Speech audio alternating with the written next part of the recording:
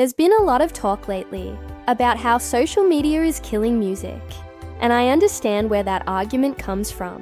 With the endless stream of new music being released every day, and the short attention spans cultivated by these apps, it can feel like the entire music industry has taken a nosedive into the toilet.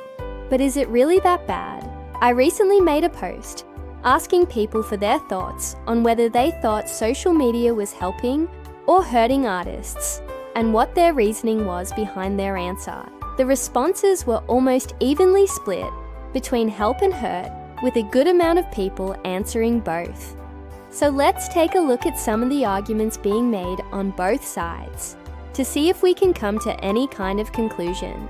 The most common argument made by people who thought social media was helping artists was that it gives them a platform to reach their fans directly without the gatekeepers of the industry getting in the way.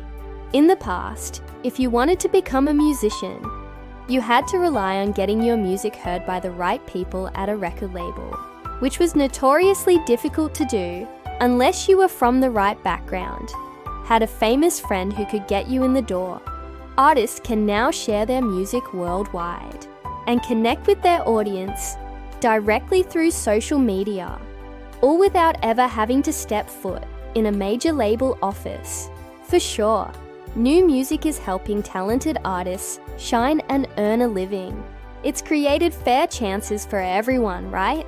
The other main argument for how social media helps artists is the ability to build a brand and connect with fans on a more personal level. When I first started making music, MySpace was still a relevant social media platform. Spent ages customizing my page just right.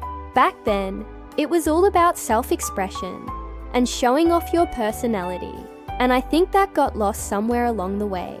These days, artists are encouraged to be more business-minded and savvy when it comes to their social media presence.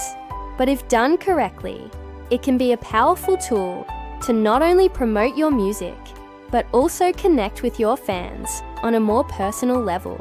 Many artists set their accounts to "followed by mutual friends only" for a reason. Require a certain amount of followers before you can follow them back.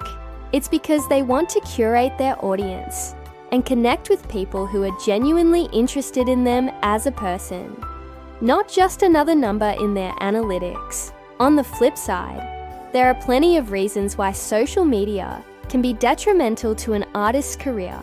The main one being that it's often at odds with how humans are wired. We all tend to compare ourselves to others, and social media makes it super easy to measure our lives against their highlights. It's inevitable that some artists will struggle with this, especially in a hyper-competitive environment like the music industry. Another concern is the amount of time artists spend on social media. It's recommended that artists treat their social media accounts like a part-time job, which means spending several hours a day posting, tweeting, Instagramming, etc. Where does that leave time for making music? If an artist is spending all of their time trying to grow their social media accounts, they may not have the time or energy left over to create new music. Ultimately, I believe the decision of whether social media is helping or hurting artists is a nuanced one that depends on the individual. Some artists are killing it on social media, while others are struggling to keep up. Just like anything else in life, moderation is key. If social media is beginning to affect your mental health or cause you to question your self-worth, it might be time to rethink how much time you're spending on social media.